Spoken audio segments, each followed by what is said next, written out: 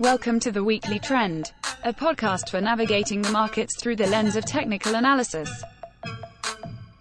The Weekly Trend podcast is provided for educational purposes only and does not constitute any professional advice. Listeners should not act upon the information or content without first seeking advice from a registered financial planner. Welcome back to the Weekly Trend podcast. Today is Friday, June 27th, 2025. S&P 500 currently sitting at 6182. I'm David Zarling here with dressed to the hilts, Ian McMillan. Some pretty good developments this week for the market to cover, but everybody's wants to. I was going to say it's not Casual Friday for you, is it? You're completely dressed up. Had my shoes shined. If only our listeners could see you. Markets are a black tie Dress up affair. Fridays. Markets are a black tie affair. It makes sense to get dressed up when you reach new all-time highs.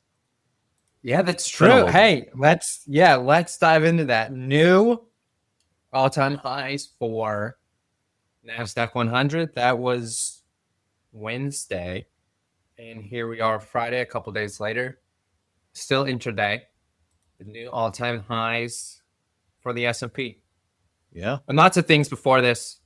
Individual stocks, sub-industries hitting new highs as well, but nice to see the major indices. Yeah, for sure. NASDAQ, S&P, like you talked about, and then the industries or sectors, technology, communication services, industrials, financials not too far behind, not there yet. And then some of your sub-industries like semiconductors with bellwethers like NVIDIA and Taiwan Semiconductors, and then JP Morgan. That doesn't hurt. There's a lot here. Does not hurt. And it's an interesting dynamic because individuals haven't been involved or institutions. You're kind of in a little bit of a psychological purgatory here if you haven't been involved. Yeah, that's tough. The headlines have been, I like to say I get it. I don't. As a technician, I don't. As a trend follower, I don't. Plenty of headlines to go around, even this past weekend, right? And here we are. S&P, never been higher in the history of the index. So now you can't keep going. Right? What are you saying? Well, now, I think to your point, it can be really hard to mentally justify buying stocks now. Although this is still not a bad entry point. If you are 100% in cash, historically, it's still not a bad entry point. Buying new highs, not a terrible strategy, because we know more highs usually lead to more new highs. But yeah, I do get 20% drawdown, which takes 25% to get back. You need a 25% rally just to get back. Mm-hmm. And it's been a quick one, 2 months, to your point, right? Or less than April 7th. So about 3 months. We bought on April 7th, April 8th, somewhere around there. And I'm sure the psychology is too far, too fast. Oh, man. For sure. Market's at all-time high. For some, that's like, there's I can't buy here. A big account. There's a big account this week, I think, by all regards, someone who's probably, an expert, big former Wall Street jobs, big positions of importance, decision-making at companies that are all household names, big banks, big institutions. Very much he was on the, this is too far, too fast. This is unhealthy, which I don't know what to say. I don't know what to say, especially as these V bottoms become more and more frequent. Yeah, they're not new. I'm not saying that they're easy, but we should mentally be getting more used to V bottoms, right? And I think the evidence was there. I'm not saying on April 8th, April 9th, April 10th, Dave and I were sitting back and saying, oh, this looks like it's going to be a V bottom. But the evidence continued to grow. By the time you got to the end of April and into early May, you're still below the 200-day, but it was looking like a V bottom was more and more likely. If you want to call this, there was a slight correction back in, like this third week of April. But I'd say for all purposes, V bottom-ish. The bottom near important volume weighted average price levels. You Yeah. had a swing breath thrust in April. And then I think this gap that takes place on May 12th, right through the 200-day and through some important levels, really would start the short squeeze. And then they tried shorting it again last week with high put call readings. We talked about large outflows from retail investors, across the investment universe. And then here we are going to new all-time highs. And now you're stuck. If you don't have a process and you're basing everything on emotion, right? You got short because of tariffs. You got short because of Iran. You name it, the narratives we talked about. Then you're forced to close that short. And are you really feeling all that great about getting in at this point? Probably not. And then you talk about your bellwether stocks like NVIDIA, Taiwan Semiconductors, even JP Morgan, new all-time highs.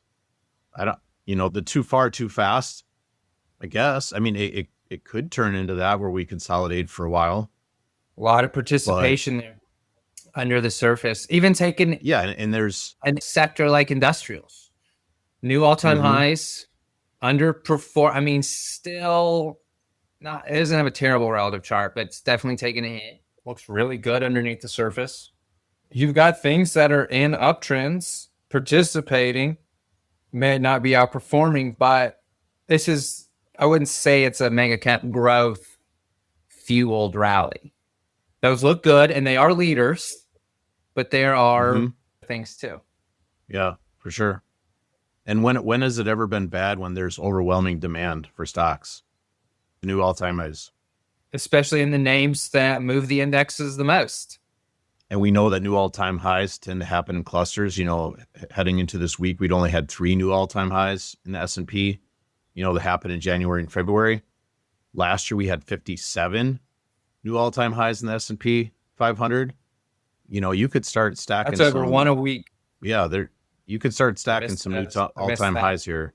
And so it just goes to show that not all market environments are the same. And I think it's appropriate to highlight the supporter of this podcast, the Adaptive Select ETF listed on the New York Stock Exchange under ticker ADPV, which helps investors access two of the most prevalent factors in markets, momentum and relative strength. Using proprietary identification methods, the Adaptive Select ETF attempts to own the strongest 25 large cap stocks when the market is in an uptrend. And since not all market environments are the same, Adaptive Select seeks to prevent extended declines by moving to short-term treasury bills and cash during long-term market downtrends. Investors can find out more, including how to invest in ADPV, by visiting adpvetf.com or calling 1-833-880-5200. As always, investing involves risk, including possible loss of principal. ADPV is distributed by Quasar Distributors, LLC. And so here we have a market environment I think you would call blue skies, right? You've got things at new all-time highs. You mentioned large cap and growth, but there's plenty of other things happening. But I mean, it is interesting to note, though, you look at something like S&P 500 growth versus S&P 500 value. So SPYG versus SPYV, and that relationship's almost on the verge of new all-time highs. And I know you have a favorite ratio that's almost there.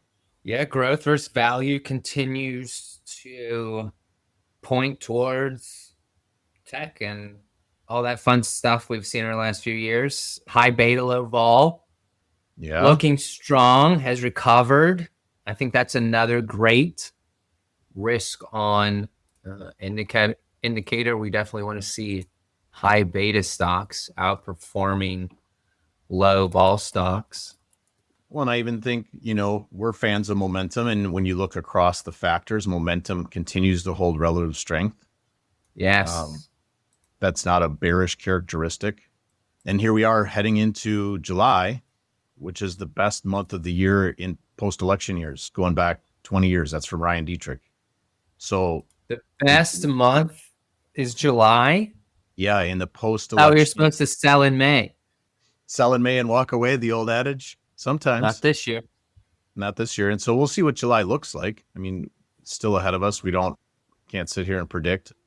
But when we look at the data, It's a seasonally strong month in post-election years, which is what we're in, a post-election year, with a pretty strong track record. And Dietrich also highlighted that since 1988, when the S&P has gains for both May and June, the rest of the year rose 15 out of 16 times. So we could see a positive year on our hands by the end of the year.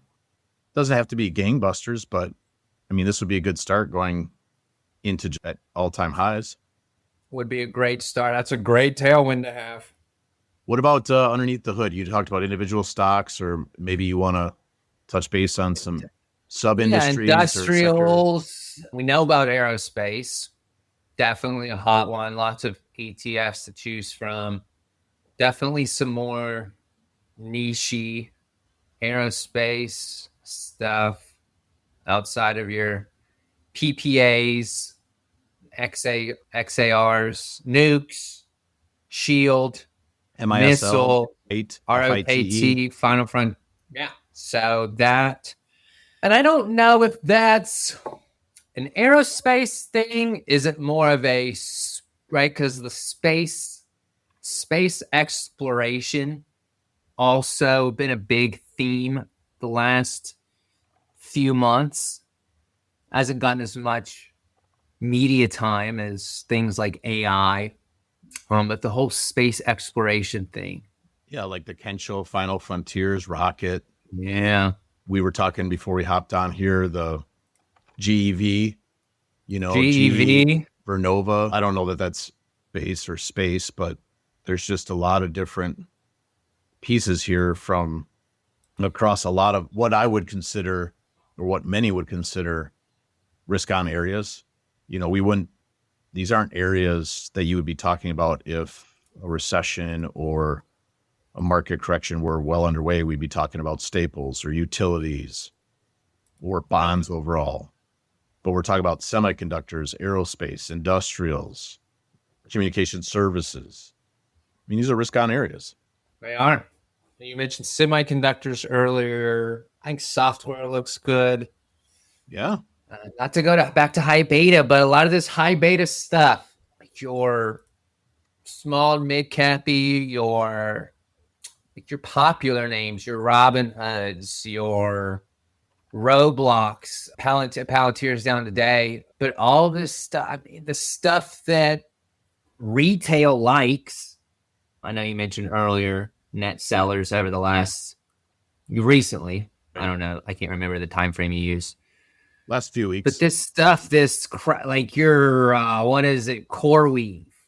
What's the Rocket Labs, right? So go back to the aerospace, like all these up and coming names. A lot of them have IPO'd in the last 1 to 3 years. That stuff's working. Yep. Well, so it is definitely a risk on environment. For sure. Financial technology, broker dealers and exchanges looking good. Dealers. See, and that's the stuff, right? Financials as a whole, kind of blah, although very close. That is above a relative 200-day, close to absolute new highs. Might have all-time closing highs today, maybe not. We'll see right there. But yeah, then you find these pockets like broker dealers, and you said the ticker on that's IAI. Yep. Yeah. Yeah, looking strong. These are all risk on areas. What about like crypto or precious metals or commodities? So Bitcoin's still pretty flat. Still, that's green today. Kind of struggling with 107. We're green on the week. Still struggling with 107, 108. We had pointed out, I know I did on Twitter. I don't know if we ever brought it up on here. Didn't ever bring it up in a client letter, but the coin and its correlation to a portfolio that's 50% NASDAQ, 50% gold. Yeah. So pretty high correlation there. And we've seen Bitcoin trade sideways for a while. Itself, like we said, continues. I mean, we've been trying to get through 107 for about a month now, since late-ish May, And so what? And we know, and we just talked about Nasdaq's going higher. So what? If I was to make this a math equation and back into it, Nasdaq's going higher, Bitcoin's flat. So what's that mean? The other 50% of the portfolio is likely doing Well, probably going down. Yeah. The gold piece is probably going down. That's what I would assume. We've seen that. We'll see if it turns into. It's been sideways. Gold's been sideways. It's definitely looking a little lethargic. That's a tough word for me to use considering the run it's been on. Definitely looking like this consolidation might last a while, or maybe we go lower. Well, it would be pretty healthy for it to consolidate considering the move. It would be, but I think it might be a headwind for, that feels weird to say, but if you like to use the Nasdaq gold relationship, right? I don't think gold's a headwind for Bitcoin, not in like any literal sense. It's not, there's no gold in Bitcoin, but I do think that relationship tracks pretty well. And so, yeah, I would assume over the intermediate term, gold continues to underperform. Yeah, for the time being. I mean, it's had a good run. It has Good quality consolidation here, but we're back at levels, that on a relative basis to the S&P we haven't seen since March. And I think that goes back to just the behavior of stocks from that point forward, cooling off of stocks, but then a quick rebound. You're seeing a same inverse relationship there in that ratio of gold versus S&P. And that's happening with a weak trade weighted dollar. And meantime, you're seeing strength out of international currencies like the euro. Terrible week for the dollar. Yeah, the British pound. Some pretty strong characteristic for international. So this means I never understand how these. So we want to be weak dollar means we don't want to go to. Do we want to go to Europe? Do we want to travel right now or no? I think if you have the euro is gaining strength versus the dollar, I want to exchange for euros, right? No, I think it's the opposite. Okay. The yen had been in a pretty massive drawdown versus the dollar, so it made sense to go convert your dollars to yen and go to Japan since January of 21. But now travel to Europe looks like it might be getting a little bit more expensive. You're staying home? Do I need to cancel my our family did have a lot of trips planned. Europe is very high. I was so high on the bucket list right now. Sensing some sarcasm there. Yeah. Guess I'll just stay home with my weak dollar. I guess. Okay. I guess we're traveling to the Southeast this summer, boys. I'm guessing maybe we'll just have an influx of Europeans coming here and vacationing. Gosh, yeah. Are they going to? Oh, I think we've done a good job convincing them it's terrible over here. Why go to the Amalfi Coast when you can go to the Golden Coast? I mean, America's pretty awesome. I can't blame them. I can't blame them for coming over here. Most awesomeness. Yep. Double superlative. Love it. But interest rates. Interest rates basically lower, but in a range, like a 10-year yield is still in a range that begins back in September of 2023. And I think that's interesting. That's near the bottom for the last correction, that 21, 22, end of 21, beginning of 22 correction. That correction ends in summer, fall of 23. And wouldn't you know it, that's interest rates have been in sideways since then, which goes back to market inputs. If the cost of money is flat to borrow for credit, it's a stable rate environment. You don't have these large fluctuations where you're, laddering and cycling in, whether it's company debt or cash flow needs that you're taking credit. It's not a bad environment to have a flat rate, whatever that rate is. I'd say, and there's definitely a pretty broad belief out there that the Fed is going to lower interest rates. I don't know. I don't know if the charts are really telling us that. Even this latest little correction, 30 years sitting at, we're down from a little over 5 to 4.8. Feels pretty controlled. Yeah, I'm not quite buying that the Fed funds rate's going to get lowered. I don't think so. We'll see. But the bond market, I don't think they're quite believing it either. well, and even the future Fed funds rate, 80% probability of it being at 4.25, 4.5. So I mean, it just goes back to stable rates are not a bad thing. Yes, I understand they're not the rates of a few years ago where you could get, 3 mortgages. Those days are probably gone. But flat rates also fine. Those input costs, keeping them in, and even like triple C credit spreads, an indicator of liquidity, continue to cool off, and that's a good sign for market health. You mentioned a weak dollar, DXY trade weighted dollar is still below 100. I'm going to be interested to see how that plays out in the months ahead, just because there is such strong short positioning on the dollar right now. But all we continue to see is it move lower, and maybe those shorts will stack up and there'll be a sharp move in the dollar here sometime soon. Dot plots say lower rates. Dot plots Say we're getting two 25 basis point cuts this year, one next year, one in 2027. Fascinating. I can't imagine anybody. I don't know why anybody would. Why did they stop at 2027? Yeah. Go out even further. Tell me what's going to happen. People love predictions. The dot plot. You kidding me? That's your investment process? A dot plot? We're better than that. What if your investment process was war in the Middle East will make oil prices go up? That was a tough one. Yep, that didn't happen. Now we're back down to where the failed break. I mean, there was failed breakout, failed breakdown, and we got back up above 67 crude futures, light crude futures to be exact. Yeah, not to be confused We're back with down to heavy 65. crude. Yep. Well, and isn't it interesting that they moved that quickly up and down? I mean, there's some volatility there for sure, but that the Middle East narrative, many investors, I'm sure, were thinking, oh, I better pile into gold, I better pile into oil, and those have done nothing but cool off. It's 3 weeks. That trade thesis did not work out.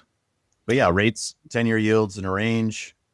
You've got your more risk on type corporate convertibles like ICBT ETF. It's kind of like the convertible bonds for your ARC type stocks.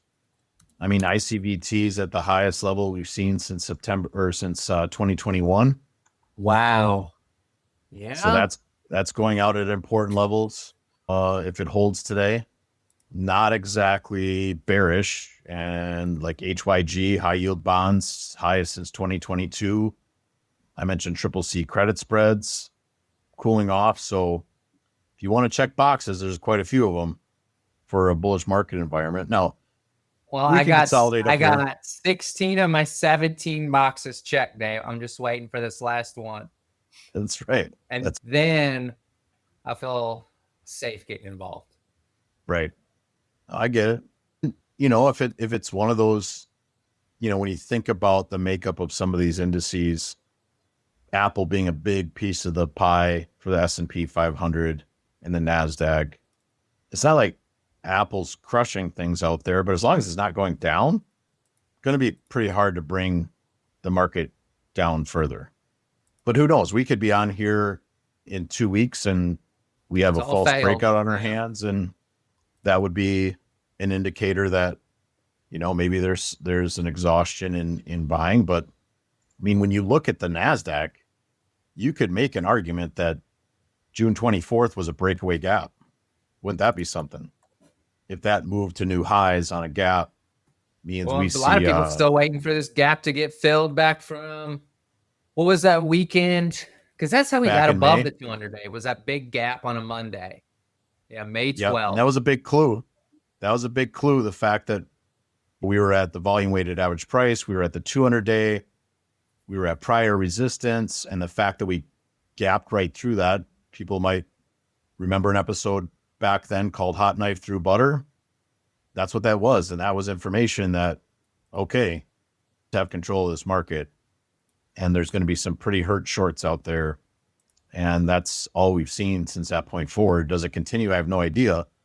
But the more this market moves like this, the more hurt there is for those who have been uninvolved because of narratives or uninvolved because the market's too high. Eventually, the pain takes over and people capitulate. And wouldn't you know it, it's when people capitulate and stop shorting and pile in, that's typically when the show is over. So we'll see.